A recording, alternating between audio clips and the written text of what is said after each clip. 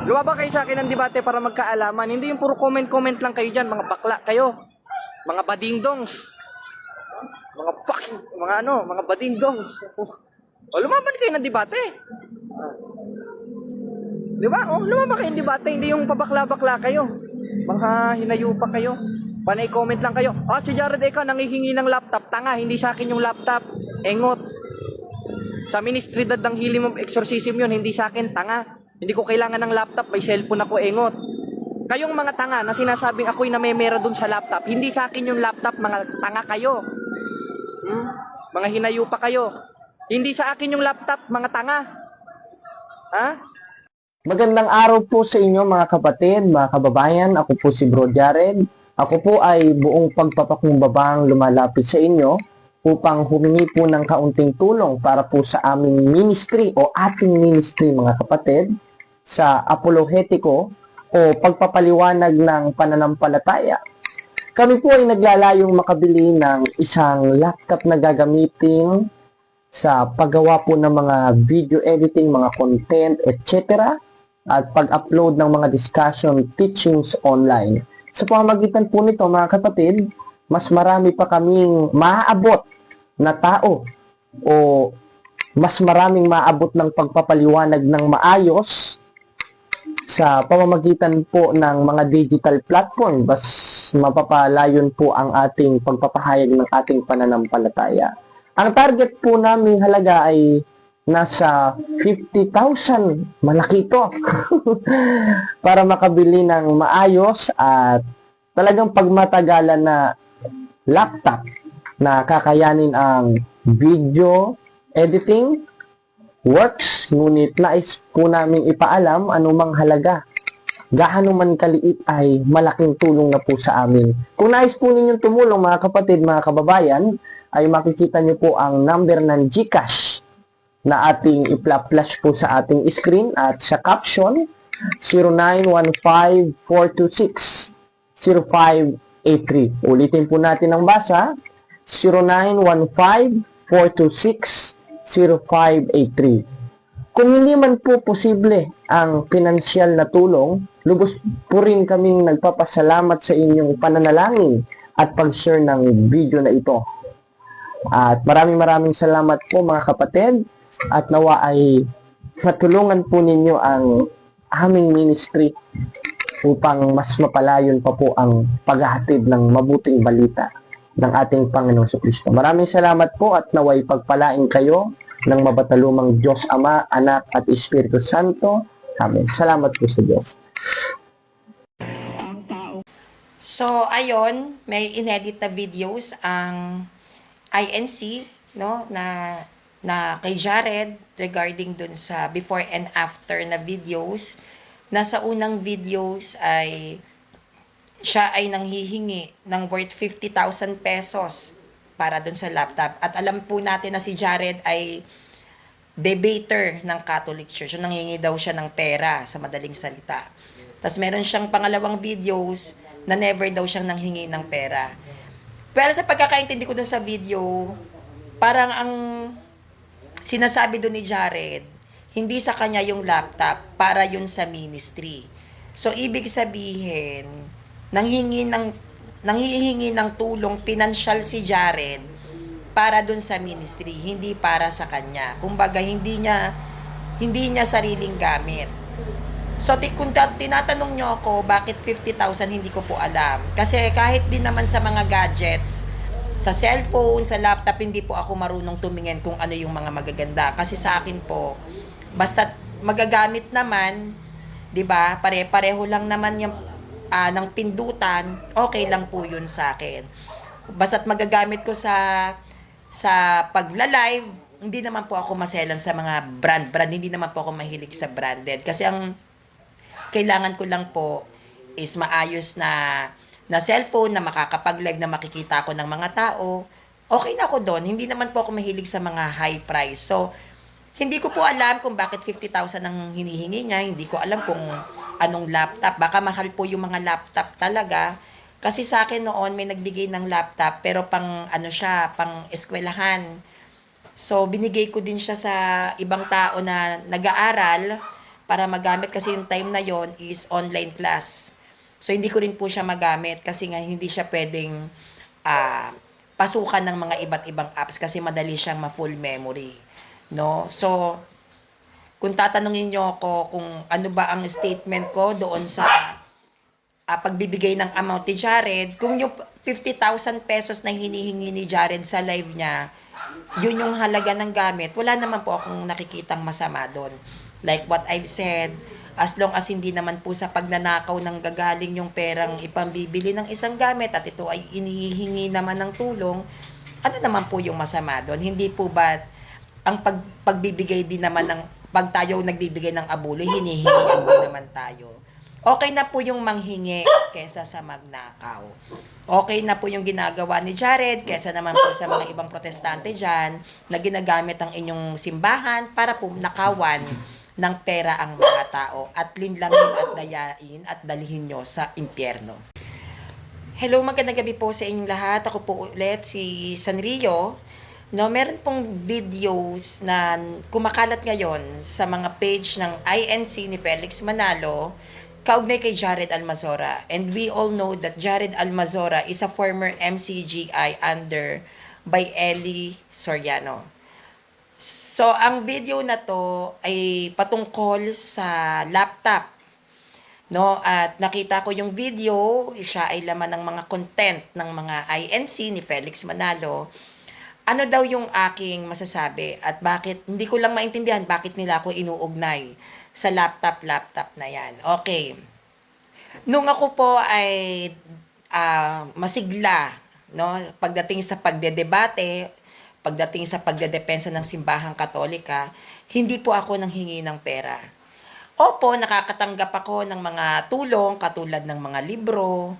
Ang mga hinihingi ko noon, religious items, mga rosary, Bible, yan.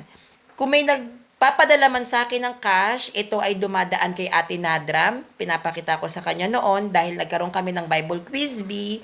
Tapos ang kapalit, bumibili kami ng mga libro-libro para maibigay sa mga nananalo. May mga cash prize din po at kami ay black and white naman doon. Sinasabi ko naman din sa kanya.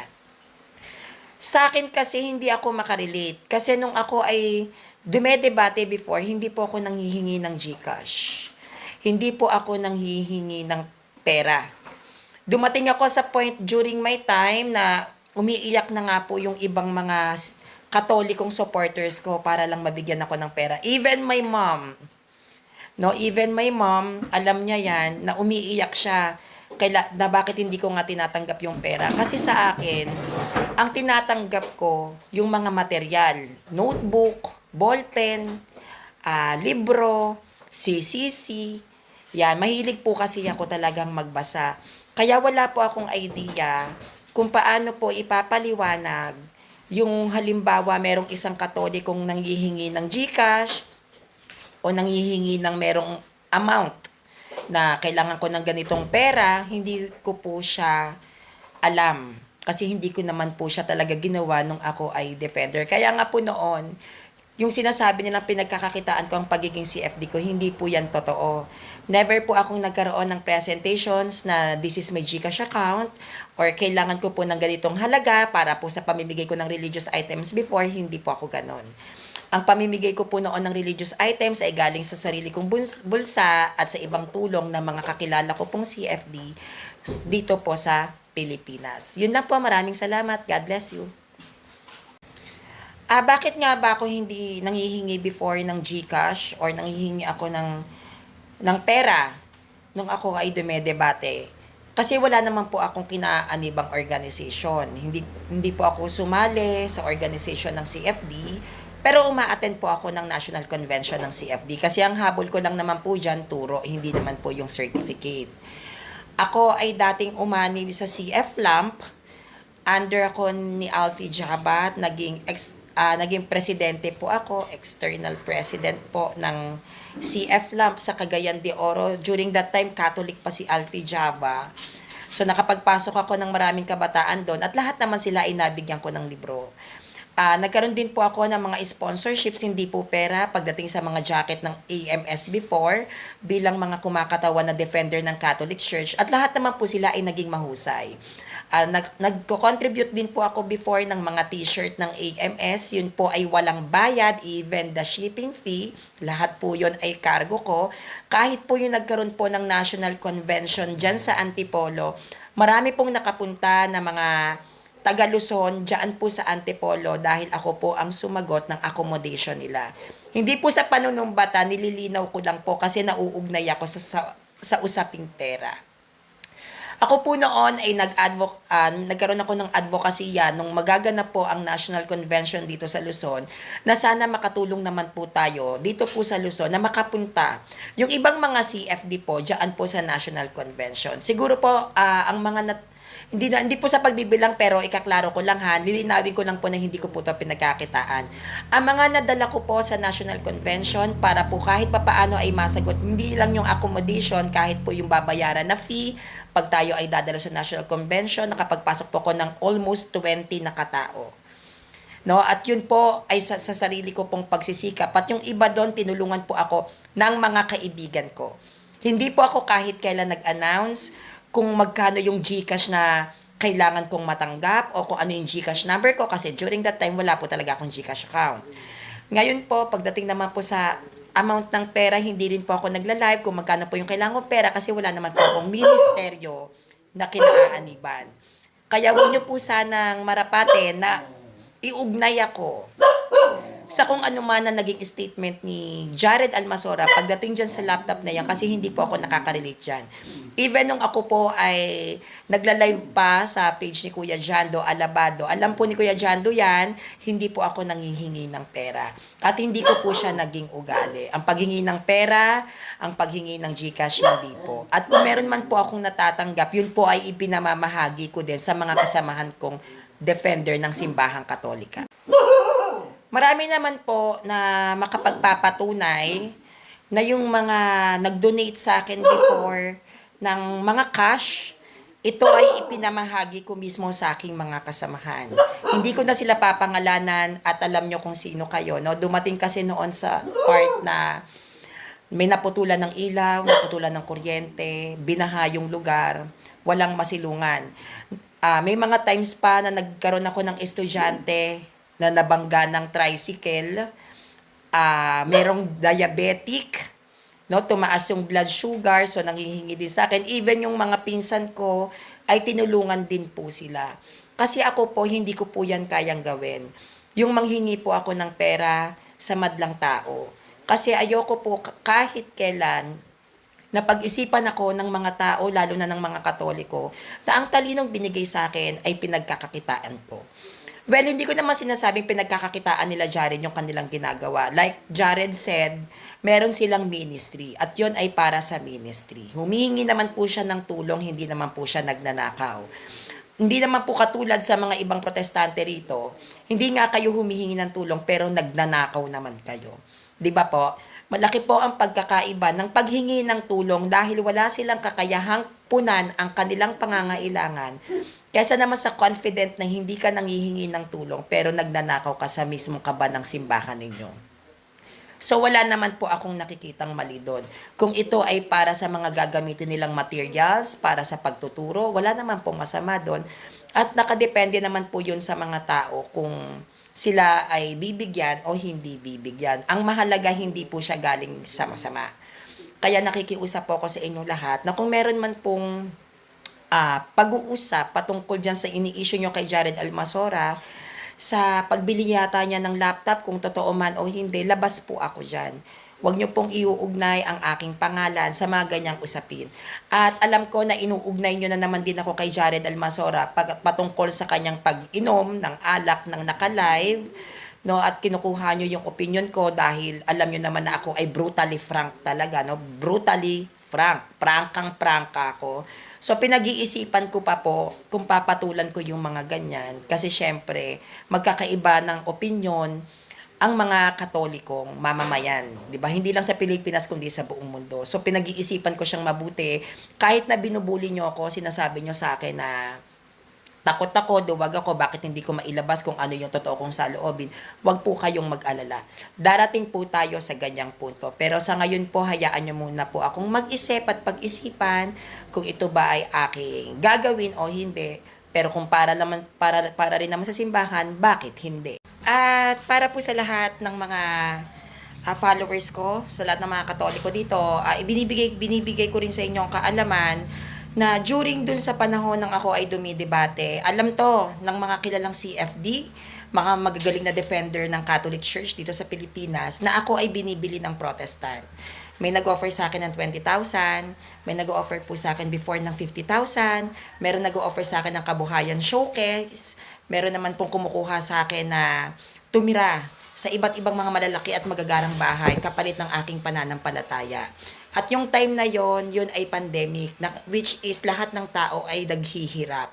Pero kahit po na ako ay dumanas ng matinding kahirapan dahil sa pandemya, never ko pong ipinagbili ang aking pananampalataya para sa pera. Dumating pa po ako sa isang pagkakataon na kinakailangan ko pong mag-presentation sa aral ng sulpot kapalit po nun pera. 50,000 po yun. At nireject ko yun. Lahat po yan ay isinangguni ko sa mga tinuturing kong kuya at ate po na mga defender ng simbahan. At sa kahit din po sa mga podcast, ako po ay gusto nilang imbitahan, ito po ay may kapalit na malalaking halaga, tinanggihan ko po lahat yan. Kaya hindi nyo po ako pwedeng isyuhan. So, doon naman sa magtatanong regarding kay Alexander Santos, hindi ko po yun hiningi. Yung ibinigay niya po sa aking pera ay ibinigay ko mismo sa aking estudyante na defender ng Catholic Church. Dahil during that time po talaga is wala silang tubig, wala silang ilaw, wala silang makain. Tapos, bumabagyo po yata noon, kailangan ipaayos ng kanilang tahanan. Lahat po ng binigay sa akin ni Alexander Santos ay ibinigay ko po yon sa kasamahan namin. Yun po ay nakita ng lahat ng aking mga kaibigan. At hindi ko po siya nilapitan. Bago po siya nakapagbigay sa akin ng pera, sinangguni ko po yan sa mga CFD.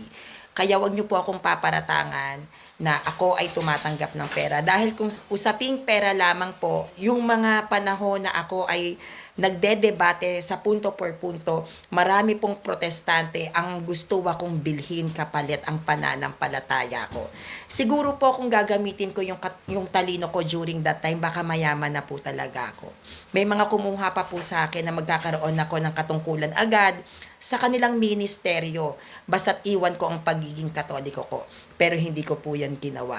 During that time din po, ako po ay namatayan at ino-offeran ako ng mga iglot ng 20,000, 20,000 pesos sa mga langit nawa, namatay na siya, tinanggihan ko po yan. Yun po ang naging dahilan kung bakit ako nabash po sa social media. Dahil tumanggi po ako sa offer nila. Kaya po ako talaga, seriously, ay maingat sa pagtanggap ng tulong kahit dati pa. Kasi alam ko, darating ang pagkakataon at panahon na pwede yang isumbat sa akin bilang isang defender ng Catholic Church. No? Kung ano man po yung mga naibigay kong tulong sa mga naging estudyante ko o hindi ko man estudyante, yan po ay ibinahagi ko din sa mga nangangailangan. Hindi ko po yan sinolo. Kasi kung lahat po ng mga tulong na gustong magbigay sa akin during my time, mayaman na po talaga ako. May nag-o-offer pa po sa akin noon ng lupa, somewhere in Cavite. Meron pong kumukuha sa akin sa Bacolod. Mayaman yon, milyonaryo, at gusto kong gawing anak ng tatay niya na bedridden kasi lagi akong pinapanood sa debate. No? At marami po akong tinanggihan na mga mayayaman para ako po ay kupkupin. Meron pa po sa akin kumukuha noon na Protestant na siya daw ang magiging talent manager ko. Ginawa pa akong artista. And monthly may matatanggap ako sa kanyang kabuhayan showcase. Magkakaroon ako ng sarili kong bakery, sarili ko tindahan ng mga karne, mini palengke. Basta't maihayag ko yung kanilang aral. Pag-aralan ko ang kanilang mga stand. Tapos yung ang kapalit nun ay malaking halaga po talaga. Kaya kung sa usaping pera, kung sa usapin lang ng pagtanggap ng pera o pamimigay ng pera, baka po milyon-milyon na po yung nakuha ko.